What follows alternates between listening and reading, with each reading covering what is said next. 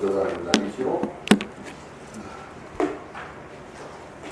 이제 유마경이 쭉 쳐보다가 이 뿌리법문품이 말하자면 하나의 방점을 찍는 거야. 정점 올라가고 그 다음에 이제 뒷풀이 이렇게 쭉 하고 이라는 느낌이 점점 유마경입니다. 물론 중간중간에 정말 절경이 너무 많아가지고 근데 이 뿌리법문품이 일단은 하여튼 그 이론적으로 압축된 그 정점 문품이 없는 것 같습니다. 그래서 이 뿌리법문품은 그런데 보시면 알겠지만은 엄청나게 항목이 많습니다. 짤막짤막한 요것과 요것 둘이 아닙니다. 요것과 요것 둘이 아니라 요것과 요것 둘이 아니라 쭉 비행이 나가서 뭐 양이 많지 않으니까 한번 그냥 다 읽어보죠. 가만히 몇 페이지나 되나? 꽤 많다. 읽어보시죠. 쭉 한번 보겠습니다. 원장님부터 읽으셔야 되겠는데 앞에 앉으셔서. 예.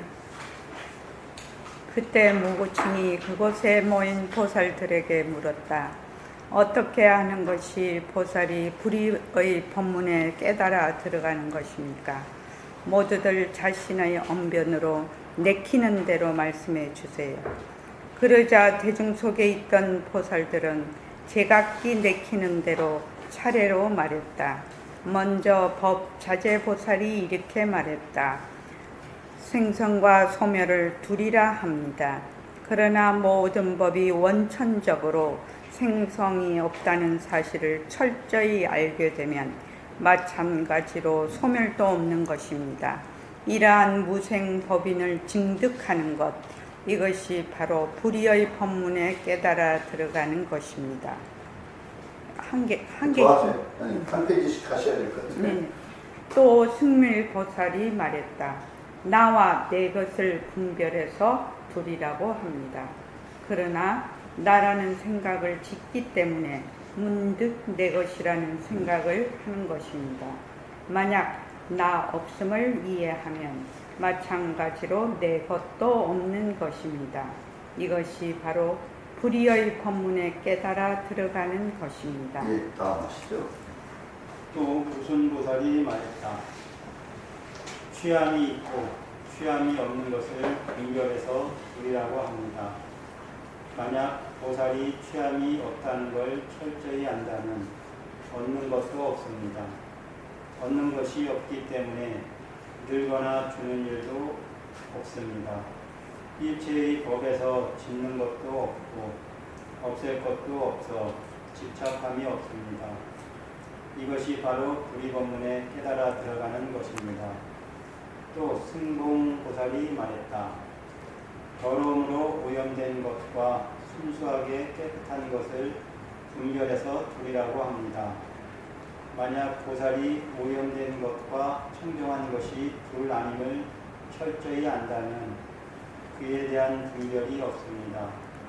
분별을 영원히 끊어 정멸의 길을 따르는 것, 그것이 바로 불의의 법문에 깨달아 들어가는 것입니다. 또 묘성보살이 말했다. 산만함과 고요한 사유를 분별해서 둘이라고 합니다. 만약 보살이 산만할 것도 없고 사유할 것도 없다는 사실을 철저히 안다면 자기적인 생각이 없습니다. 이 산만함도 없고 사유할 것도 없고 자기적인 생각도 없는데 안주하는 것, 이것이 바로 불의의 법문에 깨달아 들어가는 것입니다. 예, 다음 하시죠. 또 묘한 보살이 말했다. 일상과 무상을 분별해서 둘이라 합니다. 그러나 만약 보살이 온갖 법이 일상도 아니고 그 밖에 다른 상도 아니라는 걸 철저히 안다면 무상도 아닌 것입니다. 이처럼 일상, 이상, 무상이 완전히 평등하다는 걸 아는 그것이 바로 불법의 본문을 깨달아 들어가는 것입니다.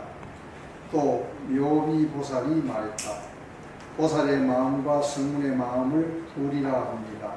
그러나 만약 보살이 두 마음의 본성이 평비어 환상과 같다는 걸 철저히 안다면 보살의 마음도 없고 성문의 마음도 없는 것입니다. 이처럼 두 마음의 모습이 평등하여 모두 환영과 같다는 것이 바로 우리의 본문에 깨달아 들어가는 것입니다. 또 육양보살이 말했다. 선과 불선을 분별해서 둘이라 합니다. 그러나 만약 보살이 선의 본성과 불선의 본성을 철저히 한다면 선악을 단언할 아무것도 없습니다. 상과 무상의 두 엄구가 평등하니 따라서 취하는 것도 없고 버리는 것도 없습니다. 이것을 우리 본문에 깨달아 드러나는 것이라 합니다. 또 사자해 보살이 말했다. 유죄와 무죄를 분별해서 둘로 나눕니다. 그러나 만약 보살이 유죄와 무죄가 모두 평등하다는 걸 철저히 안다면 금강의 지혜로서 온갖 법이 속박도 없고 속박에서 풀려나는 해탈도 없다는 걸 통달합니다. 이것이 불의의 본문에 깨달아 들어가는 것입니다. 네, 다음 하시죠.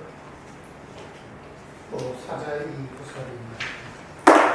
번뇌 있는 유루와 번뇌 없는 요루를 분별해서 둘로 나눕니다. 그러나 만약 보살이 일체 교의 본성이 모두 평등하다는 걸 철저히 안다면 유루라거나 유루라는 두 가지 관념을 일으키지 않습니다. 따라서 있다고 하는 관념에도 집착하지 않고 없다고 하는 관념에도 집착하지 않습니다. 이것이 불의의 본문에 깨달아 들어가는 것입니다. 또 정승의 보살이 말했다. 유의와 무의를 분별해서 둘로 나눕니다. 그러나 만약 보살이 이 두 부의 본성이 모두 평등하다는 걸 철저히 안다면 온갖 행위에서 벗어나 깨달음의 지혜가 가온 같을 것입니다. 지혜의 청정함과 집착할 것도 들 것도 없는 이것이 우리의 본문에 깨달아 들어가는 것입니다. 또 나라연 보살이 말했다. 세간과 추세간을 분별해서 둘로 나눕니다. 그러나 만약 보살이 세간의 본성이 공직해서 들어갈 것도 없고 나올 것도 없고 그러지도 않고 흩어지지도 않는다는 걸 철저히 안다면 전혀 세간에 집착하지 않을 것입니다. 이것이 불의의 본문에 깨달아 들어가는 것입니다. 예, 그럼 주영순 보살님 하실까요? 일주 보살님 하실까요? 주영순 보살님은 연세가 많으셔서 일주 보살님 하시죠. 잘 안 들리겠는데 어디 부분부터 읽으면 됩니까? 218쪽 제일 마지막 조순해. 조순의 또 조순의 보살이 말했다. 행사와 열반을 분별해서 둘로 나눕니다. 그러나 만약 보살이 생사의 본성이 본질적으로 텅 비어 있다는 걸 철저히 안다면 행사에 이변하는 일도 없고 정멸에 드는 일도 없을 것입니다. 이것이 바로 불의의 본문에 깨달아 들어가는 것입니다. 또 현견 보살이 말했다. 다함이 있는 것과 다함이 없는 것을 분별해서 둘로 나눕니다. 그러나 만약 보살이 다함이 있는 것도 없고 다함이 없는 것도 없다는 것을 철저히 안다면 그것이 바로 궁극적인 다함이니 이것을 다함이라고 말하는 것입니다. 그리고 궁극적인 다함이라면 다시 다한다고 할 것이 없으니 이를 다함이 없다고 말한 것입니다. 또 다함이 있는 것은 단지 한 찰나 동안만 수록됩니다. 한 찰나 속에 다함이 있지 않다면 이는 다함이 없는 것입니다. 다함 있는 것이 없기 때문에 다함 없는 것도 없습니다. 다함이 있는 것과 다함이 없는 것의 본성이 텅 비었음을 철저히 아는 것이 바로 불의의 본문에 깨달아 들어가는 것입니다. 또 보밀 보살이 말했다. 유화와 무화를 분별해서 둘로 나눕니다. 그러나 만약 보살이 유화도 오히려 얻을 수 없다는 것을 철저히 안다면 하물며 무화이겠습니까? 유화이든 무화이든 그 본성이 둘이 아니라는 걸 보는 것이 바로 불의의 본문에 깨달아 들어가는 것입니다. 또 내천 보살이 말했다. 명과 무명을 분별해서 둘로 나눕니다. 그러나 만약 보살이 무명의 본성이 바로 명이라는 것을 철저히 안다면 명과 무명 모두를 얻을 수 없습니다.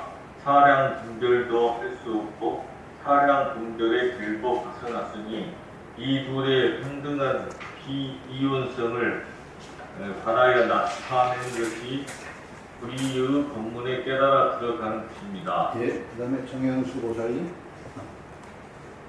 고사님입니까? 정현수님.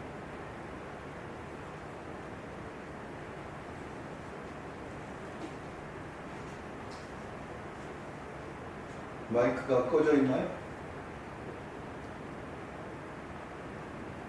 마이크가 꺼져 있습니다. 마이크를 켜시고. 대기실에 누가 오셨다.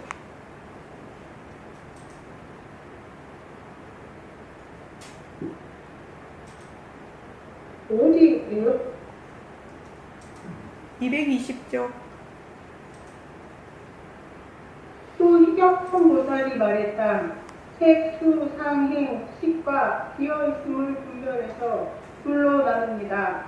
그러나 만약 이 집착하는 무언의 성품이 본래부터 처음 비었다는 걸 안다면 이는 바로 색 그대로 빈 것이지 색을 없애서 빈 것이 아닙니다. 수, 상, 행, 식도 마찬가지니 이것이 바로 우리 법문에 깨달아 들어가는 것입니다. 또 강당보살이 말했다.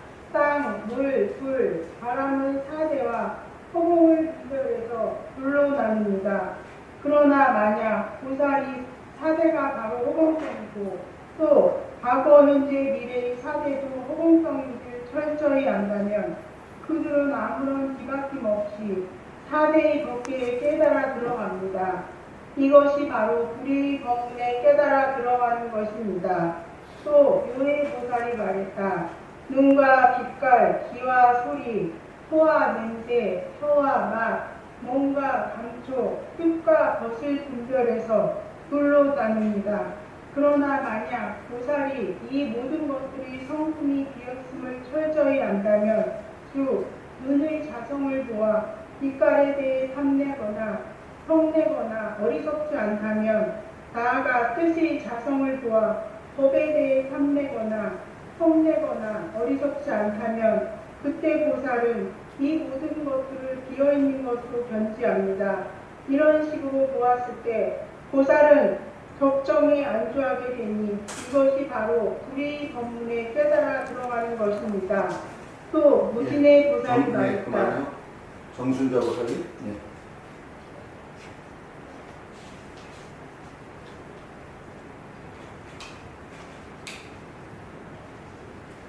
무진의 보살이 말했다. 보시와 보시를 일체시의 성품으로 해야하는 것은 분별해서 둘이라고 합니다.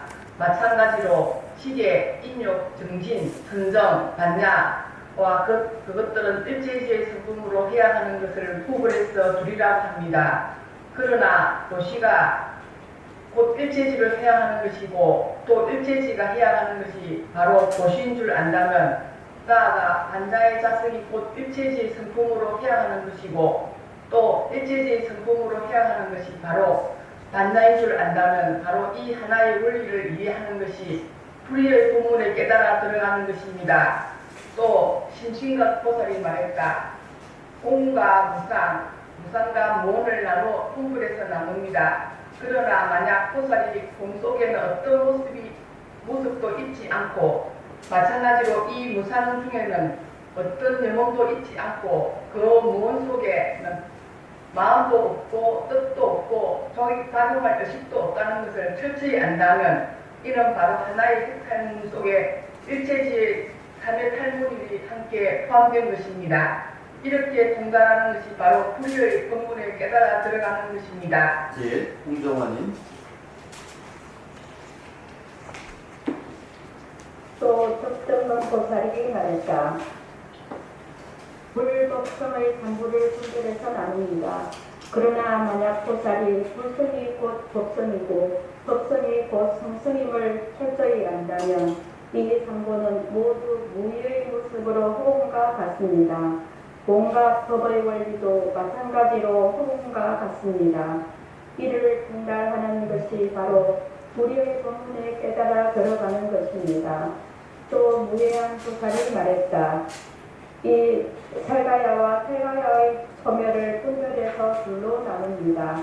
그러나 보살은 살가야가 곧 살가야의 소멸인 줄 알기 때문에 궁극적으로는 살가야의 소견을 일으키지 않습니다.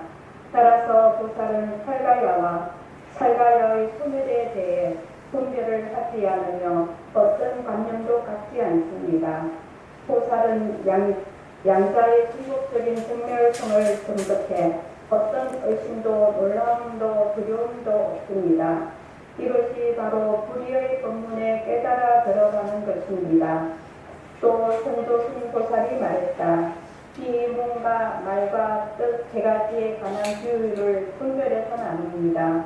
그러나 보살이 이 세 가지 비유들이 다 자기가 없는 모습임을 철저히 안다면 그 모습은 나눌 수가 없는 것입니다. 왜냐하면 이 세 업의 길이 모두 자기 없는 모습이기 때문입니다. 몸의 자기 없는 모습은 곧 말의 자기 없는 모습이요, 말의 자기 없는 모습은 곧 뜻의 자기 없는 모습입니다. 뜻의 자기 없는 모습은 곧 일체 만법의 자기 없는 모습입니다. 만약 이 자기 없는 모습을 따라 들어갈 수 있다면 이것이 바로 불의의 법문에 깨달아 들어가는 것입니다. 예, 그 다음에 원명 것은 부부. 또 복전보살이 말했다. 죄를 짓는 죄와 복을 짓는 복행과 둘 다 아닌 부동행을 분별해서 나눕니다. 그러나 보살이 죄행과 복행과 부동행이 모두 자기 없는 모습인 걸 철저히 안다면 그 모습은 나눌 수 없는 것입니다. 왜냐하면 죄행, 복행, 부동행 이 세서의 정품과 모습은 모두 비어있기 때문입니다. 비어있기에 죄행, 복행, 부동행의 하늘이 있을 수 없는 것입니다. 이렇게 통달하는 것이 바로 불의의 법문에 깨달아 들어가는 것입니다. 또 다음 보살이 말했다. 일체의 이원성은 모두 나로부터 일어납니다. 만약 보살이 나의 초진된 본성을 안다면 이원성을 일으키지 않습니다. 이원성을 일으키지 않기 때문에 더 이상 요달하고 구별함이 없습니다. 요달하고 구별하지 않기 때문에 더 이상 요달하고 구별할 것도 없습니다. 이것이 바로 불의의 본문에 깨달아 들어가는 것입니다. 또 전장보살이 말했다. 일체의 유언보는 이를 바가 있는 데서 일어납니다. 만약 보살이 모든 법이 얻을 바가 없다는 걸 철저히 안다면 취하거나 버릴 것이 없습니다. 이미 취하거나 버릴 것이 없다면 그것이 바로 불의의 본문에 깨달아 들어가는 것입니다. 예, 그 다음 보살님이 하시죠. 또 월성보살이 말했다. 밝음과 어둠을 분별해서 둘로 나눕니다. 만약 보살이 실상에는 밝음도 없고 어둠도 없다는 걸 철저히 안다면 양자의 본성은 나눌 수 없는 것입니다. 마치 비구가 열진정에 들어가면 어둠도 없고 밝음도 없는 것과 같습니다. 일체 모든 법의 모습도 그러합니다. 이렇게 모든 법의 평등함에 오묘하게 대합하는 그것이 바로 불의의 법문에 깨달아 들어가는 것입니다. 또 보인수보살이 말했다. 열반을 좋아하고 생사를 좋아함으로써 둘로 나눕니다. 만약 보살이 열반과 생사를 철저히 알아 좋아하거나 싫어하는 마음을 내지 않는다면 둘로 나눌 수 없는 것입니다. 왜냐하면 생사의 속박 때문이라면 해탈을 구하겠지만 궁극적으로 생사의 속박이 없는 것이라면 열반과 해탈을 무엇 때문에 다시 구하겠습니까? 이처럼 속박도 해탈도 없다는 걸 통달해서 열반을 좋아하지도 않고 행사를 싫어하지도 않는 그것이 바로 불의의 법문에 깨달아 들어가는 것입니다. 또 주계왕 보살이 말했다. 정도와 사도를 분별해서 둘로 나눕니다. 만약 보살이 정도에 잘 안주할 수 있다면 결코 사도를 따르지 않습니다. 사도를 따르지 않기 때문에 정도와 사도의 분리된 양상이 없습니다. 분리된 양상이 없기 때문에 이원성이라는 생각도 없습니다. 이원성이라는 생각도 없는 그것이 바로 불의의 본문에 깨달아 들어가는 것입니다. 예. 그다음에 유훈현님은 영상이 안 보이시는데 하실 수 있나요? 예. 하시죠. 예. 칠실보살이 말했다. 거짓과 진실을 분별해서 둘로 나눕니다. 그러나 보살이 진실의 본성을 본다면 오히려 그 진실도 보지 못하거늘 하물며 거짓을 보겠습니까?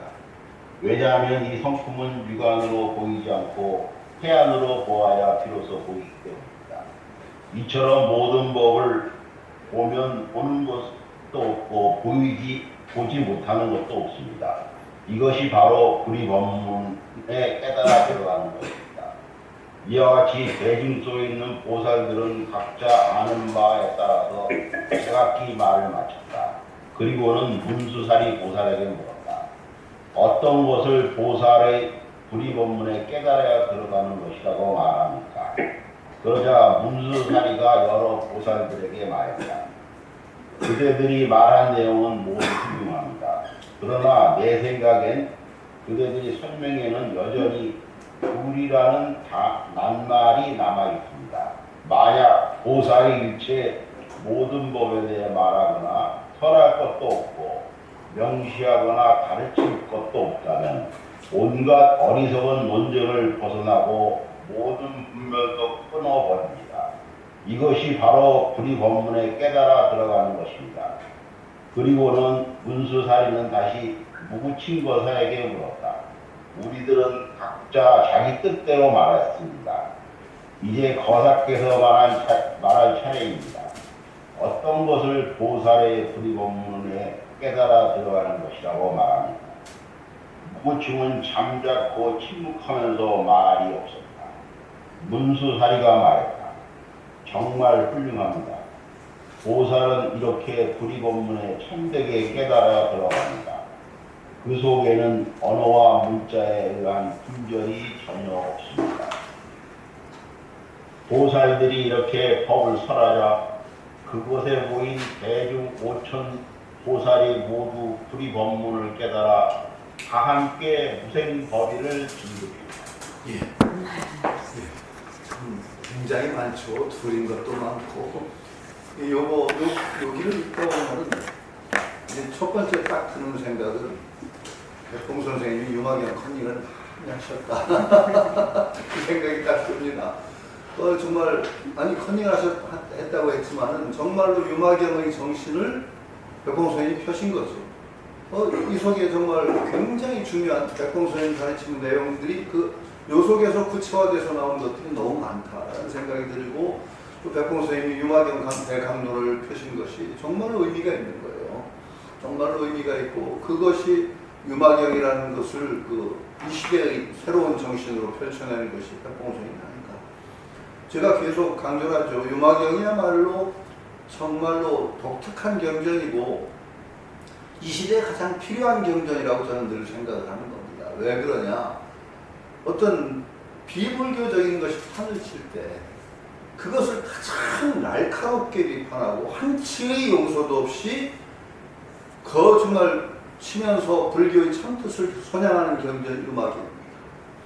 제가 계속 말씀드렸죠. 그 뒤에 나오는 여러 경전들은 비교적 한때를 원래 그렇습니다. 개혁의 처음에는 가장 날카롭게 문제를 직시하고 깨트려야 됩니다. 그런데 개혁이 일단 딱 어느 정도 궤도에 들어들면 계속 그렇게 유지하면 어떻게 되죠? 안 됩니다. 세상 현실도 그렇습니다. 개혁 세력이 계속 자기 원래 시작했던 주장을 하면 세상이 망합니다. 저는 그렇게 봅니다. 예, 불교계에도 그런 일이 저는 있었어요.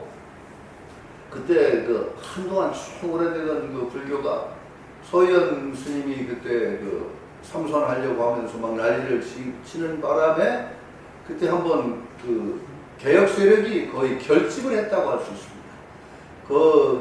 불교계의 개혁 세력이 총 결집을 해서 서희연 스님을 몰아내는데 온 힘이 쏟아졌어요. 그 결국 몰아냈죠. 결국 그만두게 했죠. 제가 그때 좀 사실은 좀 떴습니다. 떴다고 하기보다는 몇 가지 재밌는 일화가 있어요. 처음에 소현 스님이 워낙 그 힘이 셌기 때문에 이 소현 스님한테 덤비는 것을 계란으로 바위치기라고 하는, 우리를 아주 비아냥거리듯이 하는 사람들이 있었습니다. 하도 화가 나고 그래가지고 계란이 깨지나 바위가 깨지나 한번 봅시다. 그래가지고 했는데 결국은 일단 물러났죠. 그때 또 재밌는 일이 있었어요. 갑자기 아는 분한테 연락이 왔어요. 중앙승가대학에서 그러면 총 벌기대 비슷한 게 있는데 거기에 제 이름이 올라있대요. 연사로. 제가 이제 처음으로 성명서 발표한 사람이 그러니까 처음에 첫 성명이 제가 발표를 했습니다. 서울 근교의 교수들 모아가지고 불자 교수들. 근데 저한테는 연락이 없었어요. 근데 내가 뭐 연락을, 제가 워낙 좀 사람이 잘 잊어먹고 그러기 때문에 내가 잊어버렸나 놀래가지고 택시를 타고 중앙승가대에 달려간 거예요. 그래서 한참 집회를 하는데 사회자한테 이쪽으로, 난 주최측한테 가서 인물에 내 이름이 나왔다는데 어떻게 제가 몰랐습니다. 그랬더니 이 주최측 주최하는 양반이 아주 난감한 표정을 짓더라고요. 왜 그러냐 했더니 급하게 이제 큰 권리대회를 열었는데 연사를 쫙 집어넣고 하다가 준비를 하는 과정에서 이건 제가 불자는 뺀 승가 모임만 하자. 출가자 모임만 하자. 이렇게 결정이 났대요. 그래가지고 제가 불자는 일체 연락을 안 하고 출가자들만 쫙 모였는데 그때는 막 상황이 굉장히 급하니까 그 유인물 내보낸 걸 뭐 취소한다 이거 없이 유인물 이미 나갔고 그대로 진행을 한 거예요. 그러니까 이미 나간 유인물에는 성태형이 말하자면 성토문을 발표하는 걸로 딱 박혀있는 게 이미 나갔고 나는 못 받고 또 아는 사람이 또 연락을 한다고 제가 쫓아갔으니 참 난감하죠. 진행하는 입장에서 내가 그냥 택시를 타고 땀을 뻘뻘 흘리며 쫓아와서 어디 내 이름이 있다는데 제가 몰랐다고. 그러니까 할 수 없이 저를 올려보낸 거예요. 연단으로. 원래 빼기로 이제 스님들만 하기로 했으니까 뺐던 건데 그래서 제가 갑자기 연단에 올라가서 성토를 하게 됐어요. 그래서 그때 제가 한 것이 전머니가 참 저는 그 소현 대보살께 큰 감사를 드립니다. 그랬더니 소현 스님 성토하자는 모임 자리에서 갑자기 소현 대보살을 감사를 드린다고 제가 하니 얼마나 대중들이 멈춰가지고 저게 뭔 소리야 이 불교가 이렇게 참 그 정체되고 하는 이 불교계에 소현 대보살께서 자기 온몸을 던져서 불교계를 일깨우려 했으니 정말 대보살이십니다. 소현 보살님은 그 뜻에 알맞게 물러나시게 될 겁니다. 그 대보살의 희생이 있을 겁니다. 우리는 그 대보살의 희생을 정말 바탕 삼아서 이 불교계를 한번 일깨워야 됩니다. 그래서 박수 엄청 받았습니다. 그런데 이건 나중에 얘기 빼야 될지 모르겠구나. 그 소현 스님이 대종사로 지금 또 등극을 하셔가지고 그 불교신문에 전면에 난 걸 보니까 이게 정말 이 대보살님이 다시 돌아오셨나 싶기도 하고 뭔가 조금 허무한 느낌도 드는 것도 또 사실입니다. 하여튼 어쨌든 간에 그런 일이 있었습니다. 하여튼 그건 그렇고 백홍 선생님 참 굉장히 이 현실 불교가 참 저는 이처럼 혼란하기도 힘들다는 생각이 듭니다. 불교가 이 유마경의 정신이 정말로 올곧게 되살아야 될 시대다라고 생각을 하죠. 왜 저는 지금 기독교계를 이것도 오늘 이상한 소리를 하게 되겠네요. 기독교계가 완전히 저는 기독교의 본질을 저는 잃었다고 생각을 합니다. 왜 이러냐? 그 전광훈 목사 같은 분이 뭐 의미가 있겠죠. 그런데 그분이 어떤 발언을 했느냐? 하느님도 까불면 나한테 혼나겠어요. 이건요, 기독교의 입장에서 보면 사탄의 발언이에요. 이게 어떻게 가능해요?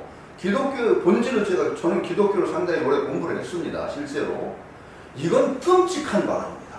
기독교계에는 이거 사탄으로 몰려도 마땅한 발언이에요. 하느님도 혼난다? 자기한테?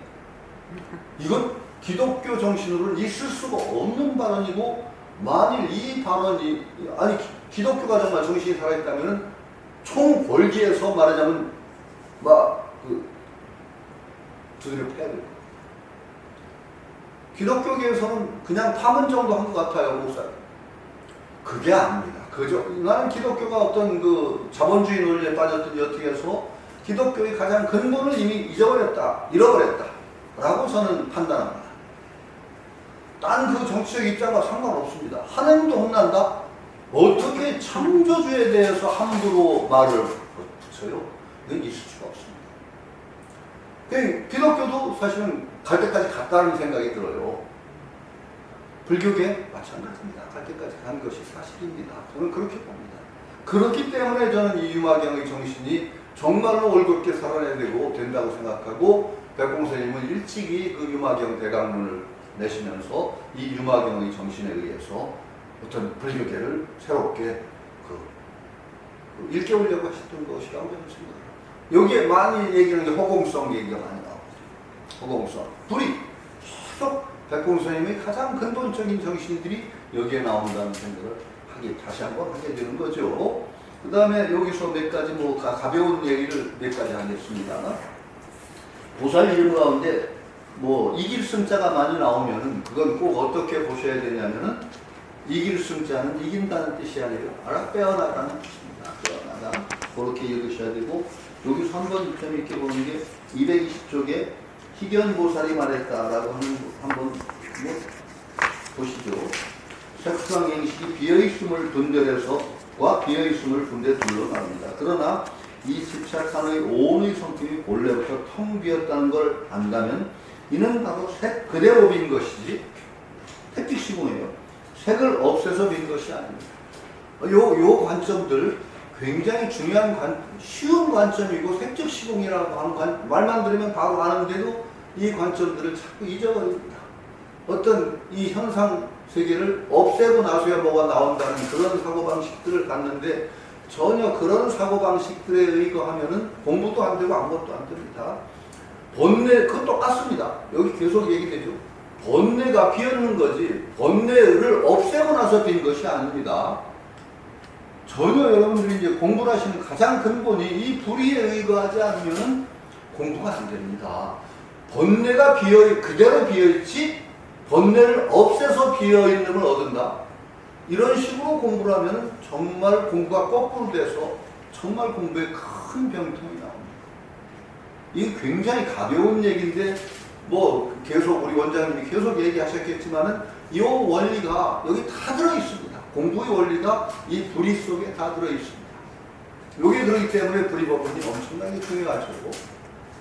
그리고 또 한 번 여기 쭉 생각합니다. 유마의 일묵으로 끝납니다. 유마의 칠묵으로 불의 법문품이 딱 아주 대미를 장식하죠. 그래서 유마 일묵이라고 하는 말이 나오는 품이 바로 불의 법문품입니다. 유마거사의 칠묵이 정말 모든 언서를 다 압도했죠. 그런데 한편 좀 이 구조를 한번 잘 생각해 보세요. 유마거사가 불의를 갑자기 문수사리가 물었는데 갑자기 칠묵 딱 한마디도 안 했다. 그럼 어떻게 됐겠어요? 유마거사 바보 됩니다. 저 무슨 멍청한 짓이야. 그런데 이 구조가 아주 재미있어요. 수많은 보살들이 불의에 관한 잘 얘기합니다. 정말 온갖 세상에 둘러볼 수 있는 것들을 잘 분별해서 왜 이게 불의야 쭉 얘기하고 마지막에 또 어디까지 가나요? 문수사리가 당신들 그래도 말을 했지 않냐. 그 말도 넘어서야 불이다. 그 다음에 그것을 딱 유마거사에게 바톤을 넘겼을 때 거기에 유마거사가 정점을 정말 찢는 거죠. 활용점정이라고 그러나요? 그 활용점정. 그 용을 그리고 마지막에 눈동자에 찍었더니 어떻게 된다고 그랬어요? 용이 살아서 날아갔다고 하죠. 전선 그렇습니다. 정말로 유마거사가 활용점정을 하듯이 정말로 말없음으로 눈동자를 쫙 찍음으로써 불의법문이 정말 날아올라간 겁니다. 정말로 불의라는 자취도 없어지고 정말 진정한 불의의 경지가 눈앞에 쫙 펼쳐지는 정말 대단한 이게 각본입니다. 문수사리가 저는 저 문수사리가 위대하다는 생각을 해요. 이렇게 쫙 무대를 만들고 유도해서 마지막에 유마거사한테 한 말씀 하시오. 그랬더니 유마거사가 한 말씀 하시죠 하는데 말 없음으로 탁 정말 화룡점정해서 말의 자취도 없으니까 화룡점정하니까 용이 날아가듯이 정말로 불의의 진실한 경지가 정말 드러나는 이 참 오묘한 구성을 하고 있다. 유마경은 참으로 다른 어떤 경전에 비교할 수 없는 살아있는 경전이라는 것이 또 여기서 드러납니다. 이 불의는 여러분들이 계속 보시면은 백범 선생님 설법 계속 들으신 분들은 아주 친숙한 얘기들이에요. 이거에 대해서 다 뭐 분별해서 얘기할 이유가 없는데 저는 약간 다른 이제 철학을 제가 하는 사람의 입장에서 이 철학적인 견지에서 이 불의를 어떻게 볼 수 있는가에 대해서 잠깐 좀 말씀을 드리는 것으로 이 불의 법문의 배경을 좀 말씀을 드리죠. 세계의 사고방식, 아니 인간의 사고방식, 사상의 세계 철학사나 사상사를 보면은 그 근원을 보는 눈이 몇 가지 방식이 있습니다. 근원을 보는 방식에 서양 철학에서 얘기한다면은 가장 근본적으로 서양 철학의 대부분의 어떤 사고방식의 뿌리에 사로잡고 이제 자리하고 있는 것은 그 이제 서양 철학에서는 파르메니데스라고 하는 사람이 있습니다. 파르메니데스라는 사람이 있는데 그 파르메니데스라는 철학자가 뭐라고 했느냐는 없는 것은 없다. 이 말 되나? 말이 없는 것은 없다. 있는 것만 있다. 이게 참 아주 평이한 말 같은데 굉장히 어려운 말입니다. 없는 것은 없다. 없다라는 것은 정말로 여러분 상상이 불가능해요. 없다. 없음이라는 게 있어요? 없으면 없습니다. 노자가 이런 얘기를 했어요. 노자에 보면은 유생어 무. 있음은 없음에서 생긴다. 이 말을 이해하십니까? 있음이 어떻게 해서 없음에서 생기죠? 파르메니데스적인 사고방식에는 이건 불가능합니다. 아니, 파르메니데스적인 사고방식이 아니라 여러분들의 사고방식에서도 없음에서 있음이 나오는 일은 없습니다. 없는 것에서 어떻게 있는 게 나와요? 없는 거에서 있는 게 나오는 유일한 방식이 있습니다. 뭘까요? 없는 거에서 있는 게 나옵니다. 예? 항상. 아닙니다. 항상도 뿌리가 있습니다. 없는 거에서 있는 게 나오는 건요. 창조, 신의 창조만. 신을 인정할 때 없는 게서 있는 게 나올 수 있죠. 신이 만드는 겁니다. 없는 거에서. 그건 유신론, 철저한 유신론에 의거하면 없는 거에서 있는 것이 있다. 그러니까 그걸 창조라고 합니다. 근데 우리는 창조를 받아들이는 게 아니거든요. 근데 신이라는 걸 또 창조해야 되니까 그 신이라는 엄청난 관념을 만들어내야 되니까 이 과정이 정말 우리는 못 받아들이는 거죠. 신이라는 관념처럼 무서운 관념이 없습니다. 저는 여기 또 오늘 자꾸 휴머니즘이 제가 이제 전공이 휴머니즘인데 좀 헤매야 될 것 같습니다. 인류 역사에 가장 위대할 수도 있고 가장 비극적인 사건이 유일신 사상이라고 합니다. 비극적인 사건일 수가 있습니다.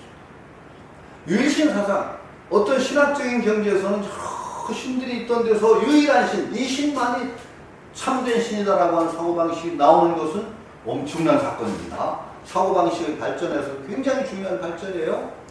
그런데 그 유일신이 나 이외의 신은 없다고 선언하고 모든 신, 나 외의 신을 섬기지 말라고 하는 것을 문자 그대로 받아들이고 나서는 어떻게 되느냐? 끔찍한 피가 흐르는 사건이 거기서 나옵니다. 왜요? 나 외의 신은 인정하지 말라. 무서운 얘기입니다. 신이라는 건 정말 목숨을 바쳐 섬기는 신이 나 외의 신 인정하지 마라. 그럼 딴 신을 섬기는 자들은 전부 없애야 됩니다.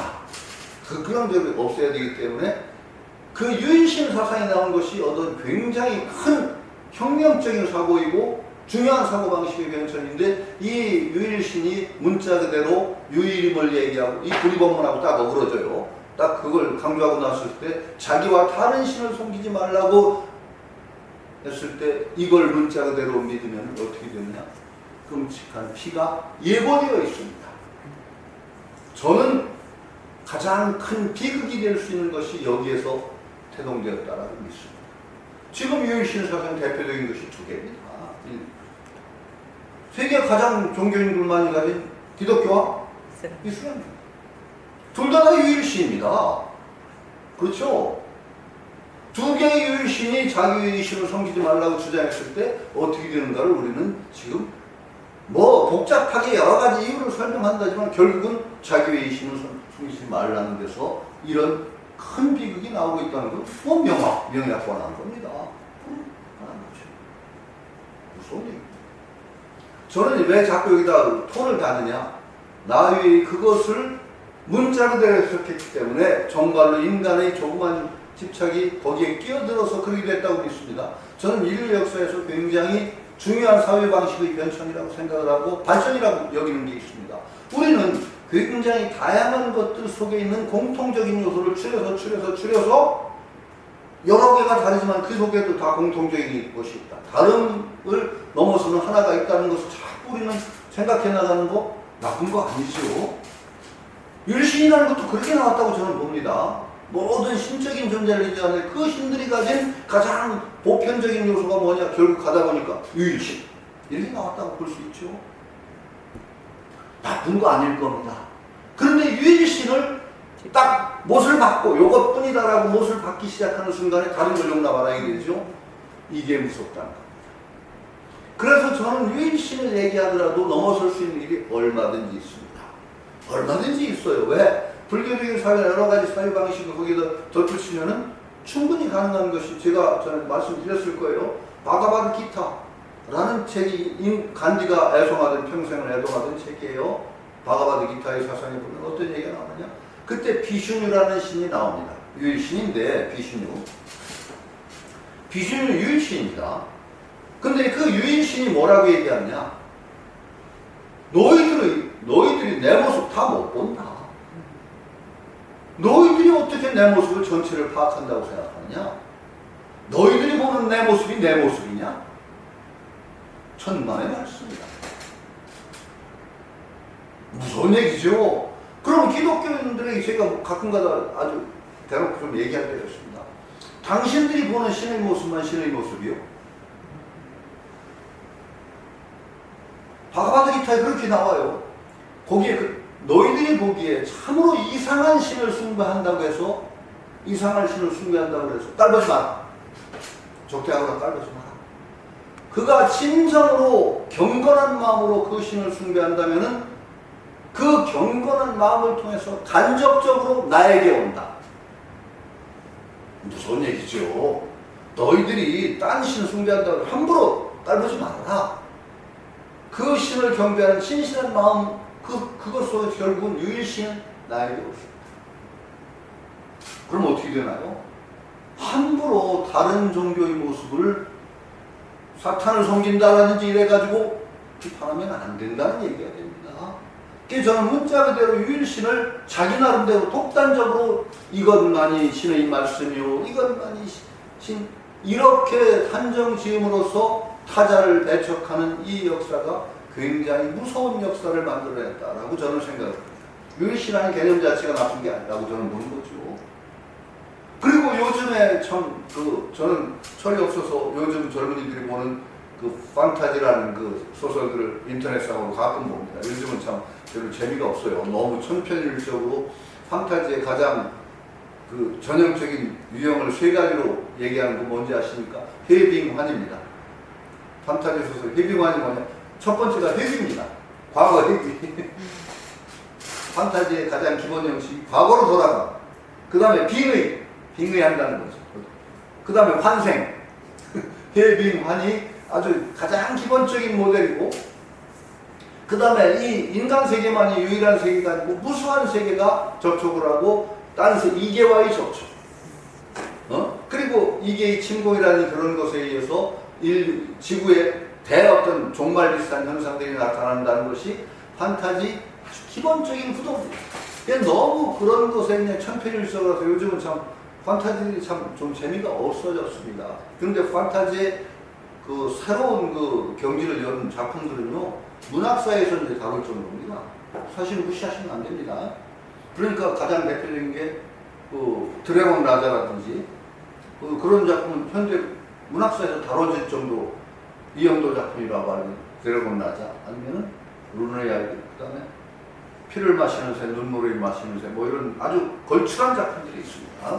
특히 저는 굉장히 그런 작품들에 대해서 야, 이건 참 재밌는 세계관이다 하고 얘기하는 것이 있는데, 그 중에 그 젊은이들이 세계관을 이제 판타지 같은 걸 만들려면 세계관을 만들어야 됩니다. 이 내가 생각하는 판타지 세계는 이러한 세계관에 의해서 이루어져 있다.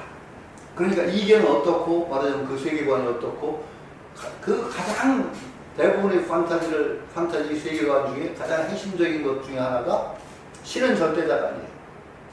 신은 절대자가 아니에요. 신은 신도들의 믿음이 많아지면 신의 권능이 많아져요.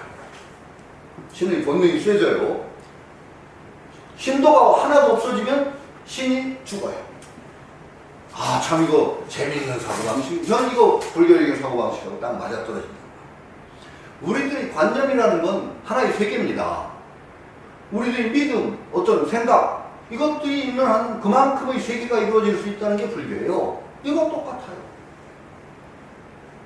신앙이 사라지면 신이 죽어요. 그러니까요, 이 불자들에게 또 당부드려요. 예수 신이 제일 세요, 지금. 믿으셔야 돼요, 그거. 아이고, 그 신도가 제일 많잖아요. 그 얘기 제가 전에 드려서 우스개 얘기를 했는데, 어떤 교회 그 신도가, 새로운 신도가, 그 목사 제가 알아요. 아니, 뭐 대교 새 신도 오면 왜 왔니? 어떻게 왔냐고 묻잖아요. 그랬더니, 미안히 보고 있는 교회예요. 아, 저쪽에 무당이 그 추천해서 왔다고. 그래가지고 그 목사님이 알아요, 또 그 무당을. 산보라다 만난 거예요. 아이고, 신도를 보내주셔서 고맙습니다고 인사를 했더니 그 무당을 뭐라고 했다고 했죠? 에이, 뭐려, 동업자끼리 뭐. 재밌는 얘기. 아이, 뭐려, 동업자끼리. 그러면서 그 무당을 말이죠. 뭐니 해도 요새는 예수신이 힘이 세요. 그 무당이 아주 전국을 쓰는데 예수신이 힘이 세요. 센 거예요, 사실. 지금 보세요. 우선 현실적으로 기독교의 세가 세계 정신을 좌우하잖아요. 그게 힘센 것이 뭐예요? 근데 불교는 그거에 따지면 굉장히 힘없는 종교다. 신도수로 얘기하면 힌두교보다 적습니다. 그런데 불교는 원래 걱정하지 마세요. 불교는 신의 힘을 가지고 용쓰는 종교가 아니니까 전혀 걱정할 필요가 없습니다. 그래서 불교가 신도수가 적다고 해서 세계 종교에서 몇 명 빠질 일이 없습니다. 불교는 원래 어떤 관념으로 만들어낸 초월적인 존재의 그 본능에 의해서 힘쓰는 종교가 아닙니다. 세계 지성인들이, 정말 첨단의 지성인들이 가장 친숙하게 여기고 가장 훌륭한 어떤 정신적인 어떤 지침을 제시하는 종교로 불교를 인정합니다. 이 힘이 또 엄청납니다. 이것도 힘입니다. 불교 힘은 어떤 쫙 믿어가지고 막 그냥 바치는 힘에서 나오는 것보다 이런 지성인들에게 호소하는 정말로 그 힘이 아마 어떤 종교보다도 세고 가장 진보적이고 가장, 아니 쉽게 얘기하면은 그 소총 많이 가진 그 부대가 있어요. 그런데 최첨단 무기를 가진 게 불교예요. 그렇게 따지면 최첨단 무기. 어떤 종교도 가지지 못한 최고 지성인들이 정말 인정하는, 그거야말로 무기가 따지면은 최첨단 무기를 가진 거나 마찬가지 종교가 바로 저는 또 불교라고 생각합니다. 비유가 좀 이상한지 모르지만은 그렇다고 생각합니다. 그게 무서운 얘기죠. 갑자기 딴 데로 나가는데 어쨌든 인류의 사상을 쭉 설명하다 보면은 크게 서양 사상은 얘기하면은 두 개로 나뉩니다. 서양 사상은 헤브라이즘과 그 헬레니즘, 그쪽으로 히랍 계통과 유대 계통. 유대 계통은 믿음을 바탕으로 하는 정신을 형성합니다. 그래서 그게 기독교를 중심으로 쭉 하나의 그 흐름을 이루고, 그리스 계통은 이해를 중심으로 하고, 개인적으로 철학적으로 형성하는데, 지금 철학을 얘기하다 이렇게 나온 거예요. 파르메이데스에서 있는 것은 있다라고 하는 얘기, 없는 것은 없다. 그 없는 것이 에서 있는 것이 나오는 건 창조에서 밖에 불가능하다는 얘기예요. 그게. 그건 그러나 신을 받아들이지 않는 한은 우리는 그걸 인정할 수가 없죠. 여러분들 없는 데서 있는 거 나온 거 본 적 없으시죠? 어디도 없습니다. 그러니까 노자가 유는 무에서 있으면 없으면서 생긴다라고 했을 때 그건 말이 안 되는 얘기입니다. 없으면서 어떻게 있음이 생깁니까? 그럼 노자가 얘기한 무라는 것을 우리는 의심해야 됩니다. 노자가 없음이라고 얘기한 것이 어떤 없음인가? 정말 없다면 못 나옵니다. 절대 못 나옵니다. 그건 모든 인간의 보편적인 사고방식에 근거해서 없음에서 있음이 나오는 일은 없습니다. 불가능합니다. 그러니까 노자가 얘기한 무라는 것, 없다라는 것이 단순히 우리가 생각하듯이 이게 없다가 아니라 뭔가 우리가 분별함을 넘어선 어떤 근원적인 존재를 없음으로 표현했다고 봐야 되지 진짜 없다고 보면 안 됩니다. 불교인들이 가장 착각을 하는 것이 비유, 비무. 불교에서 여러분 많이 그런 얘기 들으셨죠? 유도 아니고 무도 아니다. 오묘한 얘기입니까? 오묘한 얘기가 아니라 이건 터무니없는 얘기입니다. 비유, 비무를 문자 그대로 해석하면 이건 망발입니다. 논리가 왜냐하면 유와 무는 모순 개념이라고 그럽니다. 모순 개념은 중간이 없는 게 모순입니다. 유도 아니고 무도 아닌 중간이 있어요? 없습니다. 유와 무는 유 아니면 무, 즉 모순이라는 건 둘 중에 하나일 뿐입니다. 반대 개념은 중간이 있습니다. 크다, 작다는 중간이 있어요. 왜? 그건 반대이기 때문에. 크지도 작지도 않은 게 있잖아요. 딱 기준점. 요것 이상은 크고 요것 이상은 작다라고 말하면 기준점 크지도 작지도 않다는 게 되죠. 유무는 그게 없습니다. 그러면 불교에서 유도 아니고 무도 아니다 그런 말 많이 들으셨잖아요. 그러니까 불교는 참 심오하구나. 유도 아니고 무도 아니라고 한다. 심오하다. 이렇게 심오하다고 이해하시면 큰일 납니다. 이거 불교는 그런 종교 아닙니다. 그렇게 터무니없는 얘기하는 종교가 아니거든요. 부처님이 얼마나 그 기본교육 철저히 받으셨거든요. 유도 아니고 무도 아니라는 얘기는 뭐냐? 진실로 존재가 유도 아니고 있는 것도 아니고 없는 것도 아니라는 얘기가 아니라 있다는 관점으로 세상을 보지 말고 없다는 관점에서 세상을 보려고 하지 말라는 얘기입니다. 우리 관념을 얘기한 겁니다. 세상을 보는 눈, 유라는 색안경을 쓰고 세상을 보지 말아라. 무라는 색안경을 쓰고 세상을 보지 말아라. 이건 저는 이건 색안경은 아닙니다만은. 그랬더니 불자들이 비유 비무가 참으로 심오한 진리로구나 하고 감탄을 했다면 그 다음에 그 불자는 어떻게 하는 거냐? 비유 비무라는 색안경을 쓴 거예요. 새로운 색안경을. 비유 비무라는 색안경을 쓴 거예요. 이게 참 무서운 얘기입니다. 그래서 불자들이 부처님 가르침을 등지고 새로운 불교라는 색안경을 쓴 불자들이 엄청 많아요.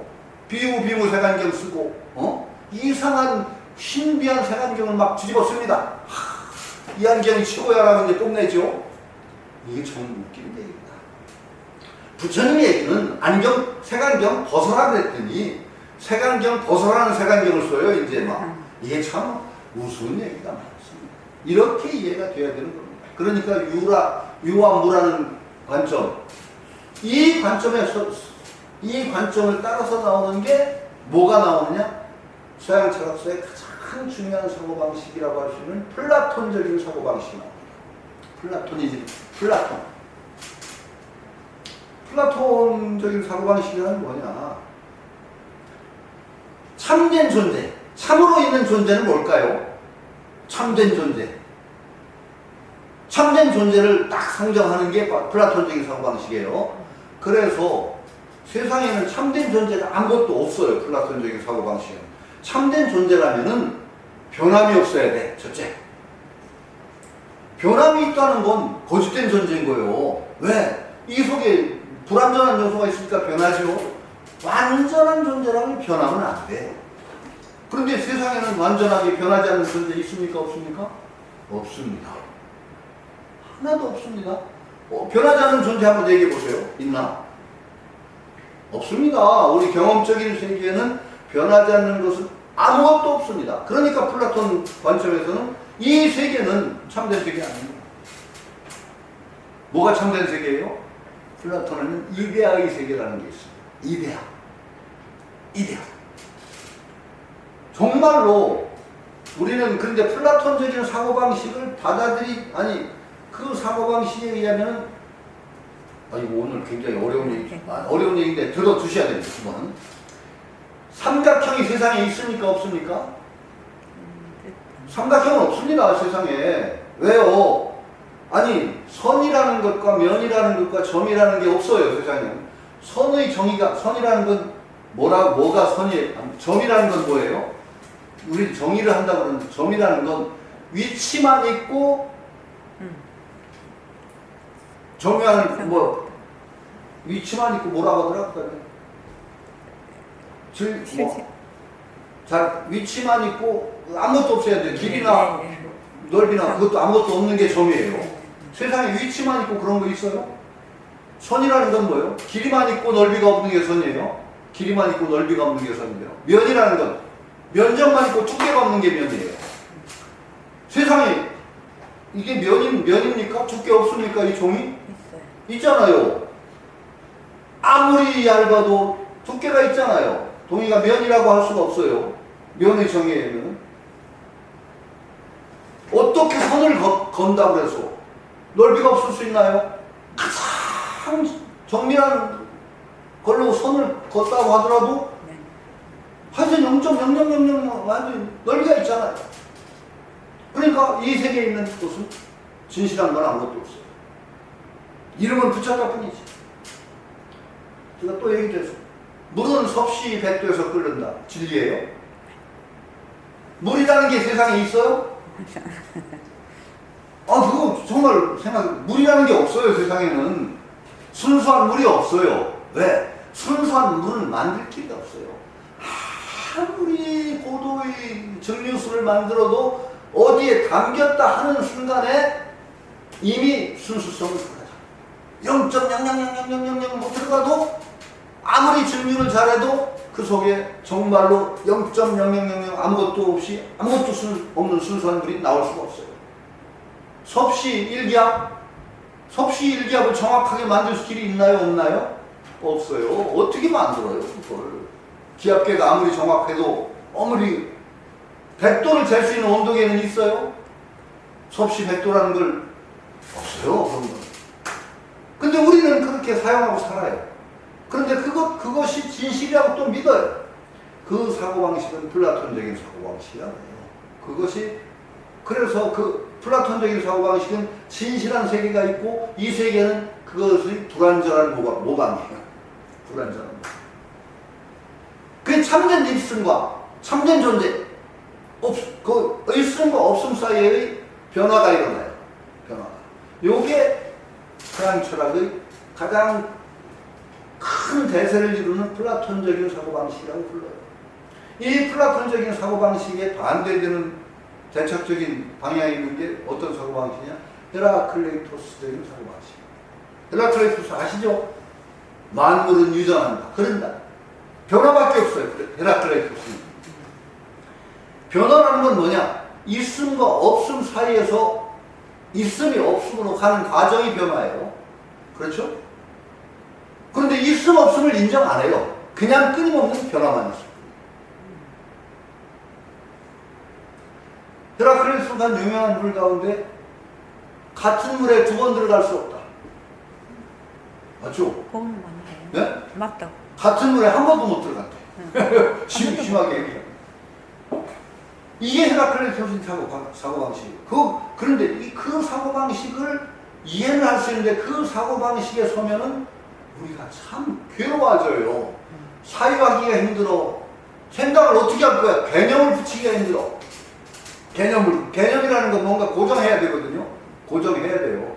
아니, 성태형. 이게 고정이 안 돼. 헤라클레이토스의 사고방식에 충실하면은 성태용 하는 순간에 변했어. 그렇죠? 지금 아무개 하는 이름 붙이는 순간에 벌써 말을 붙일 때 하고 끝날 때 사이에 상당히 변했어. 그거를 어떻게 고정화해서 어느 정도 제가 잘생긴 모습을 유지하고 있는 그 때까지는 그냥 성태형이라고 부르기로 약속하는 거예요. 그렇게 언어를 사용하는데 언어를 사용하는 순간에 우리는 어떻게 되느냐? 플라톤적인 사고방식에 딱 사로잡혀요. 플라톤적인 사고방식. 그러나 그건 사실이 아니에요. 우리 현실에는 플라톤적인 사고방식은 현실하고 안 맞아요. 편의를 위해서 우리가 쓰는 거예요. 편의를 위해서. 나, 너, 이것, 저것. 똑 떨어지게 요것과 저것을 나눌 길이 사실 없어요. 무한히 세상은 연결되어 있어요. 끊임없이 연결되어 있어요. 아날로그예요. 쭉. 근데 우리는 편의를 위해서 잘라요. 언어. 그러면은 우리가 언어를 아무리 정교하게 사용해도 세상을 그대로 모사할 수가 없어요. 그건 편이죠. 그래 진정하게 있는 세상의 모습을 진정 있는 그대로 온전하게 다 보는 것은 사실 마지막은 말과 개념을 떠나야 돼요. 있는 그대로 본다는 것은 이게 무슨 것 같아요? 우리는 뭘 볼 때 딱 그것의 다른 것과 다른 존재와 다른 모습을 기준으로 해서 뭘 파악을 해요. 다른 존재와. 자, 어떤 사람을 딱 생각하면 뭐가 떠올라요? 그 사람의 특징이 떠올라요. 다른 사람과의 다른 특징, 구별하는 특징이 딱 떠오르죠. 그래서 아무개 이렇게 생각하고, 그러면 그 사람의 전체적인 모습을 우리는 다 파악하고 있을까요? 나머지 모습은 어둠 속에 싹 잠겨 있어요. 우리는 그래서 한 존재의 모습을 사람마다 다 다르게 파악해요. 여러분들은 제가 그 얘기 했나요? 제 손녀가 아주 뛰어난 그 파악력을 지니고 있는데 가족을 그림을 다 그려요. 그런데 할아버지 그림 그리면 딱 보면 알 수 있어. 눈썹만 새카매. 할아버지를 그려놨는데요. 이건 할아버지구나 딱 보여요. 왜? 눈썹을 새카맣게 그려놨어. 그러니까 애가 딱 보기에 할아버지는 눈썹. 할아버지는 눈썹인 거야, 걔한테는. 그러니까 온 식구의 그림에 눈썹만 새카매. 굵직하고. 그거 할아버지. 근데 여러분은 이제 어떤 분은 이제 요새는 귀가 잘 안 보이는데 귀만 보는 사람이 있어요. 송태희 귀만 봐. 귀가 제가 좀 독특해요. 이게 좀 길쭉하고 어릴 때는 별명이 당나귀였어요. 당나귀. 자, 그러면은 그 모습들이 저라는 존재의, 예를 드니까 그런데 저라는 존재의 참모습을 어느 정도 표현할까요? 각각 표현하는 게 달라서 전체의 모습은 그 밑에 잠겨져 있어요. 그러면 우리가 세상의 참모습을 제대로 다 본다는 건 어떤 얘기일까? 모든 그런 어떤 특징적인 모습이나 그런 데 매달리지 않고 그늘 없는 마음. 우리는 우리의 인식이라는 본다는 것은 어디를 닦으면 그늘이 생겨요. 관념을 가지고 귀를 보는 사람 딴 데를 못 봐요. 그늘이 생겨요. 그늘. 그래서 우리 마음은 어떤 마음이냐? 우리 여러분들 마음은 그림 표현하자면 얼룩덜룩이 마음이야. 얼룩덜룩해 마음이. 왜? 밝은데 어두운데 밝은데 어두운데 얼룩덜룩. 이게 우리 마음이에요. 수영을 하면 어떻게 되는지 아세요? 수행이 좀 더 되는 사람들은 어떻게 되는지 아세요? 전면적으로 밝아져요. 얼룩덜룩이 색깔이 옅어져요. 얼룩덜룩. 그래서 온전히 깨어있는 상태가 되면 온전히 마음이 다 이거 정말 이제 굉장히 상징적인 얘기인데 이게 어려워요. 수행을 한다는 거. 온전히 그늘이 없는 마음. 그래서 선문답을 우습게 생각하는 사람이 있어요. 선문답이 어떤 건지 아세요? 선문답이라는 건 장난처럼 하는 사람이 있는데 참으로 그거 모르는 사람들이 선문답 소리가 깨끗 지르고 하면 되는 줄 아시죠? 선문답이 뭔지 아세요? 정말 제대로 공부를 하고 경성한 분들은 마음이 그늘이 없어요. 어디를 갖다 탁 찔러도 탁 튀어나와요. 근데 우리 보통 사람은 얼룩덜룩이 마음이죠. 덜룩인가 얼룩인가 하여튼 어두운 구석을 쿡 찌르면 한 칼에 당해요. 선문답은요 정말로 목숨을 건 거예요. 한 칼 맞느냐 안 맞느냐. 환하게 정말 성성 적적한 마음을 이루잖아요. 공부를 해서 아무데나 찔러도 탁 튀어나와요. 아무데나 찔러도. 이게 선문답이에요. 그래서 선사들은 그걸 거량을 하죠. 그 경지를 본다고 할 때 툭 던져서 한 칼 탁 찔러버리면 툭 인정하고 고속길이. 이게 선문답이에요. 제가 그 비유를 했잖아요. 비유. 말하자면은 그 검객의 경지를 얘기할 때 하수일수록 하수는 어떤 식으로 하냐? 저 친구의 발뒤꿈치를 봐야 되겠다. 아니면 눈동자를 좀 살펴야 되겠다. 아니면 호흡을 살펴야 되겠다. 그거 가지고 되나요? 고기 살피면 딴 데 못 보는데 그럼 딴 데서 엉뚱한 칼이 날라오면 맞아 죽는 거예요. 또 조금 더 나가면 이제 초식이라는 걸 생각해. 저 친구가 이렇게 공격을 하면 나는 이렇게 맞고 그 다음에 이렇게 반격하겠다. 그렇게 공격 안 하면 어떻게 해요? 당하는 거죠. 진정한 보수의 경지는 잡티가 없어 생각해. 온전하게 상대의 모습을 다 담아. 온전하게. 그늘이 없어. 그러니까 어디서 어떤 공격이 날라와도 담아. 어떤 허점이 어디에 나타나도 담아. 이렇게 비유를 한다면 확실히 될 거예요. 그러니까 진정한 세상을 참으로 참되게 보는 것은 깨달음의 경지는 어디서 나오느냐? 거기서 이루어져요. 그렇게 가야 돼요.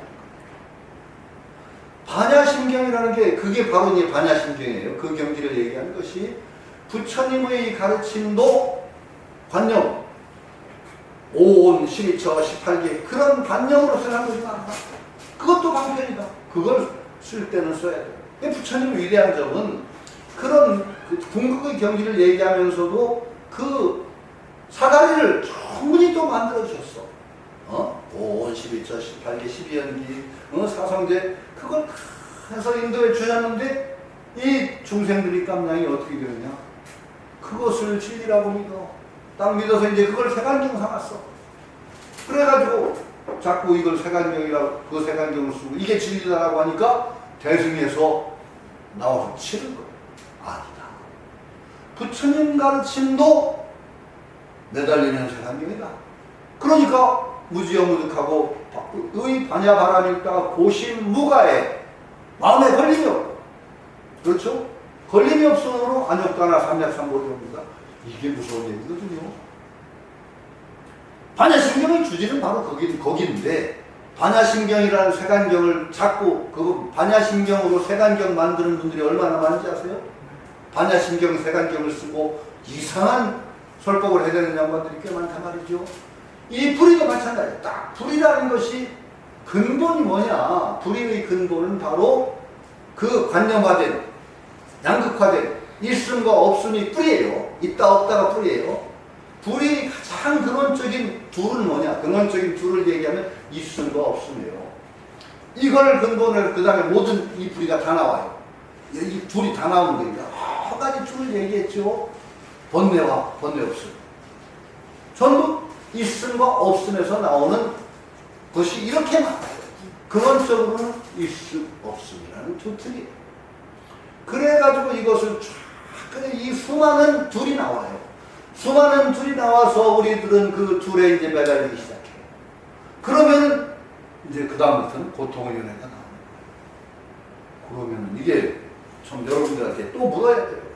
그럼 어떻게 하실 거냐? 어떻게 하실 거냐?